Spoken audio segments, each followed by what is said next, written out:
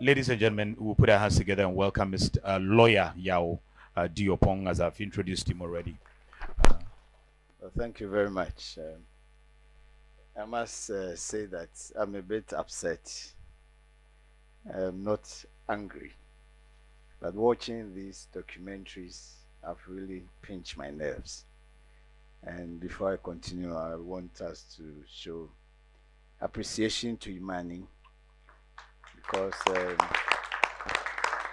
I think this is about the third time that I have had the opportunity to attend such programs, and I've always left the programs a better person because it makes you really acknowledge the deep seated poverty and lack of amenities that we, those in Accra, who hardly travel to our homes mainly because our grandmothers are witches who swallow us, even when our bones are now hard, when they didn't do so when we were little. So we don't even go to our homes, meaning where we actually hailed from, as it were. So when you get an organization like Imani to come out with these very important, significant documentaries, I think we need to really commend them. Now, I heard a lot about the fact that progress has been made, especially in the New Land Act. And I started asking questions of myself. Have we been able to bring these very significant, innovative provisions to the attention of those they are to serve? I mean, if I ask you whether you have ever seen the Land Act before, if we are truthful, I'm sure only a handful, if you are lucky, will acknowledge that we have ever seen the Land Act that came into effect December 2020. But that is the law that now regulates all our affairs as far as land acquisition and ownership and management is concerned. And it's very sad that perhaps even here, if we were to talk about scandals, but an individual cheating on his wife and a so-called, what do they call them? Slave queen, suing that person for about a week, we will all be captivated by that story and even forget that majority of our people are rather suffering. Instead of concentrating on these bigger matters, mundane issues, we rather get captured by matters. Now I was even making notes about even the role of TikTok. I mean, that's where people use it to propagate such significant developments and concerns like this. Unfortunately, with all due respect, it's rather majority of those who engage in matters that I believe are not edifying our women. I mean, these days they mention things which we the men find it very difficult to say on TikTok, but majority of our women are rather suffering, and we have such an effective tool, very potent for dissemination of information. And I think that, in my view, we are just abusing it on matters that don't edify us at all. But going to the background, I had opportunity to do some notes for a gathering sometime. And I was looking at this whole background to the seeming dichotomy, as it were, in terms of acquisition of land between males and females or women and men. And I was surprised to go to the Bible, and I have titled that part, In the Days of Adam. We are talking about why is it that women don't generally acquire land. And even when they acquire, you'll be surprised to know that they rather will make it look like it rather belongs to their husband. And so in Tree, we say that Oba tutua etrobema dem. So when a woman buys a gun, she rather gives it to the husband to keep it on her behalf. And it's not just a gun. After a gun is also a property. But we are talking more about land and landed property. And these are documented. Then, as wicked as some men too may be, and they will ask you to prove that you actually acquired it. But we'll come to that. So, in the days of Adam, we know that after they have committed they have violated God's rule, original rule, which you all know, God rendered punishment. And for the women, he said, you sweat, you will be pregnant for about 9 months if you are lucky or more, and you go through travails, pain, before you give birth to the child. And for the man, you till the land and sweat before you get food to eat. Mind you, before Eve was created, God had already created the earth and all that, the fruits that we had, and Adam had already named them. It's as if Adam has been made the owner of the land even before Eve was created. And so that is what I see to be the beginning of acquisition of land and male domination of such endeavor. And so when you look at it that way, and these have been part of some doctrines in some religions, that the woman cannot be seen to lay claim to land by herself. Now, when you come to custom, some areas, for some reason, have done quite better. They're predominantly matrilineal systems because they trace their heritage or inheritance and related matters to the female line. There have been a conscious effort in that regard for females to acquire land or land to be inherited by them. And so there's not so much, or there hasn't been so much of a problem, and these are quite documented. And I would like that maybe in future we will do something in some of these areas and compare it to what we have seen today, which in my view generally predominantly patrilineal system of inheritance or succession. But the proverb I just stated, as Obato to Etribema them, it also permeates through even the matrilineal systems. And that led even a number of judges to also rule that when a man marries a woman, it is the duty of the woman and the children to help the man to acquire property. And that property becomes the sole property of the man and not the joint property of the man and the children. But it is rather the man's duty to maintain them in their station in life. And this is a famous case called Kote and Mate. I won't bore you too much with the cases, but it's a very famous case. And that sought to render the essence of customary law in relation to land acquisition in particular. Even though there have been some variation to that, it led to even the courts to further develop a concept called equality is equity, which is later. But before then, until you can, as a married woman in particular, show during divorce that you also own part of a particular property, even the matrimonial home, you had to show substantial financial contribution and not just any contribution. And where in one case the man was informed by the wife, I work at the ministries, I've been offered a property, I think it was state housing or so, and the woman uses her salary to pay for it.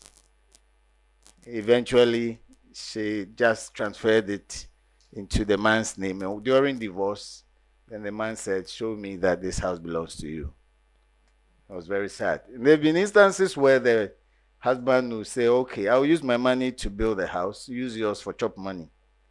For me, I say that is a grievous sin because God didn't create it that way. If you're a man, your duty is to work, acquire property, maintain your wife and children, let them use their money to also keep themselves beautiful for you. You don't agree with me. Anyway, that's just by the way. So, customary law has also permeated through even decisions of the court until just recently, well, relatively recently, the Supreme Court had to break the ice, as it were, and they made some profound declarations in a number of cases, which will be sharing. But it is rather sad to say that in the Constitution, Article 22, forgive me, but we may have to be touching on some of the laws. I think, after all, they say I'm a lawyer, isn't it? Article 22, Clause 2, makes it very clear that as soon as practicable, upon the coming into force of the Constitution, which was 7th January 1993, Parliament shall pass a law that would ensure that the rules and laws on land acquisition, especially between males and females, was consolidated and enacted, that they should pass a legislation as soon as practicable to address these inequalities. I checked very recently. That law has not been passed. And we are 30 years now. Last January 7th was 30 years. I don't think 30 years we can say we are so expecting soon to come. So, but we are aware that the bill had been presented sometime in 2010 or so. But Parliament has yet to pass that very significant law. In fact, it's a duty imposed on Parliament by the Constitution itself, which is our supreme law. It's rather sad, in my view, that we are yet to see a specific legislation in compliance with this burden that the Constitution and the framers of the Constitution have imposed on Parliament. If that had been passed, perhaps, and with a significant number in Parliament relatively to men, perhaps proper legislation and provisions would have been inserted in it by our females, progressive females in particular in Parliament, who have been at the forefront of the fight for equality, of course, with some men as well. And I think that it's rather sad that it took the Supreme Court to rather say that in the case of Mensa and Mensa, the Supreme Court said specifically that they will not wait for Parliament to pass the law because it had been long enough. And they had to introduce the concept of equality is equity. But I still come to the final point that how many are even aware of these cases or the content in these cases? It should take IMANI and a few of us, as we are doing now, to try and reach out to our friends that these are still part of our laws, which we need to access. But even for those for whose benefit the laws are made, are they interested? I mean, if we were here talking about politics, real political economy, acrimony, sorry, I should say, I'm sure about 50,000 or 100,000 may be following us if we were on Facebook. And this room would have been full. But here we are. I wonder how many people will even want to listen, because it doesn't tackle them. And that is the state of affairs that we have now.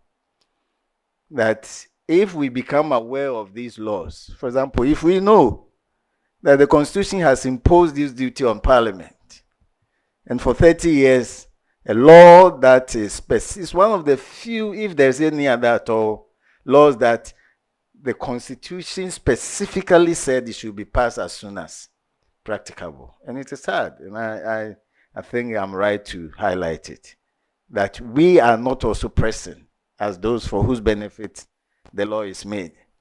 So we should ask our members of Parliament that, yes, we appreciate that there are very significant and important laws that are being made. But what about this? You have the Lands Commission Act is one of the acts that the Constitution says should be passed, and a few others. As things stand now, one of the most important laws on the rights of women in particular, widows, I should say, is the old PNDC Law 111.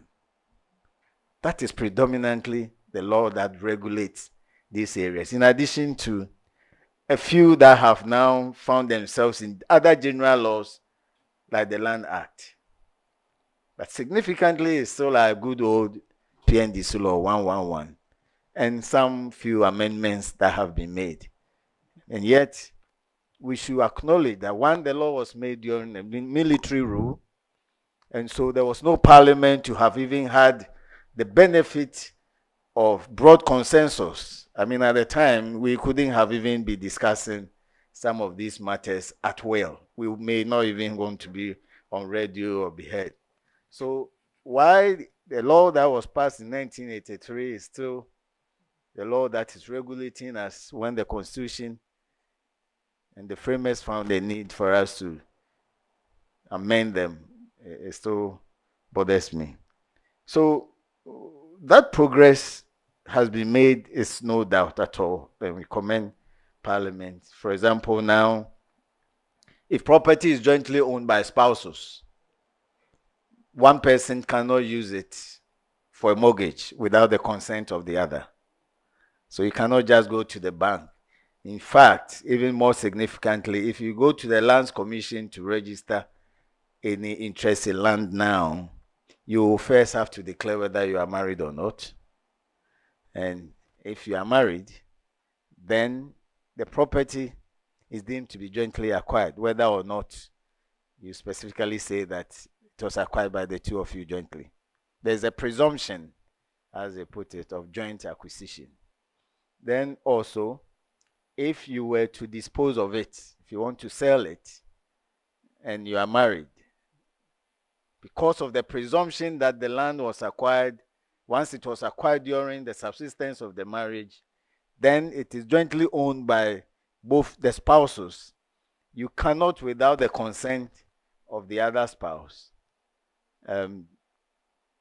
dispose of the land, unless you can show that there is an agreement between you and your spouse that this house belongs to me alone, and therefore I have the right to dispose of it solely without the need for your consent. If you are not able to show that, then the presumption of joint acquisition is not rebutted.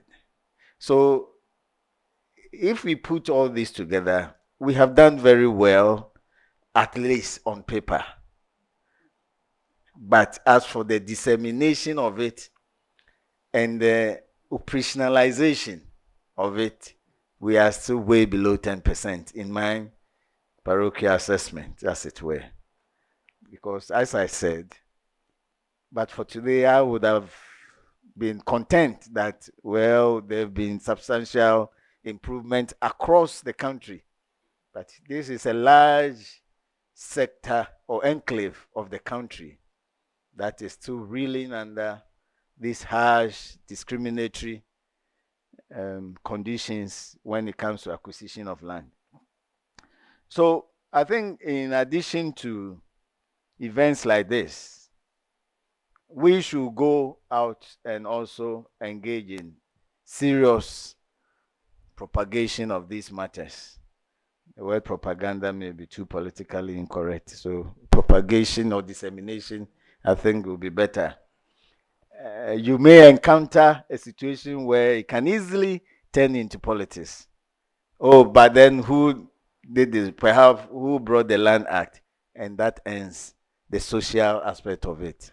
But we have to persevere because we cannot continue like this forever. Then also, there are some other key matters that I think I have had problems with.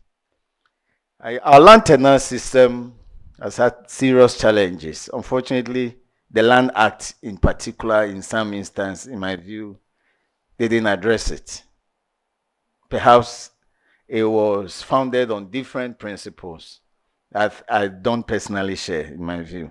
So why should we say that an investor who has a lot of money legitimately wants to acquire land in Ghana, for example, for maybe coconut plantation or sugarcane plantation, should only be entitled to 50 years. Who in his right mind will go to other investors that I'm going to engage in large-scale plantation? And I hear the Ivorians are doing very well when it comes to large-scale plantation, because they are not inhibited by these, for me, needless, with all due respect, limitations. And those who have cared to talk to some, even investors in other countries like Dubai, I mean, foreigners have freehold. And so he knows that when he invests in the land for at least more than 70 years, it's potentially forever, his investment is going to yield resources. So if you say that the Ghanaian can acquire land for 99 years, but a non-citizen cannot acquire land for more than 50 years at any one time, is there any research that shows that the Ghanaian is more disposed to protecting our lands better than the person who has invested huge sums of money in it? So if we want to also attract investment, and what we are talking about now is not so much about the peasant farming that we do, which is now important, but we should be looking more at this large-scale farming. And from my research, large numbers of women, in particular in Ivory Coast, have benefited immensely from these huge plantations, which we are not getting the benefits mainly because, in my view, the taxation system, and more importantly, the inhibition in terms of the years or the term of the acquisition. Because if he acquires it and by the end of the 50 years, he stands the risk of not obtaining a renewal unless the law permits, then what is the point? And that is also, for me, one of the reasons why we haven't been able to engage in this large-scale plantation. Okay. That is what will benefit our mothers and our sisters and the entire country. I'm grateful at this point. Thank you for listening. Thank you very much, lawyer, for that preliminary one. Now, one that I would want you to touch on very briefly will be the area of developing the land after the acquisition. So we don't just want to acquire and have access to it, have non-discriminatory access to it, but after that, how do we ensure that it's sustainable by empowering them to develop it? What would be your suggestion on that? I will still go back to the plantation system.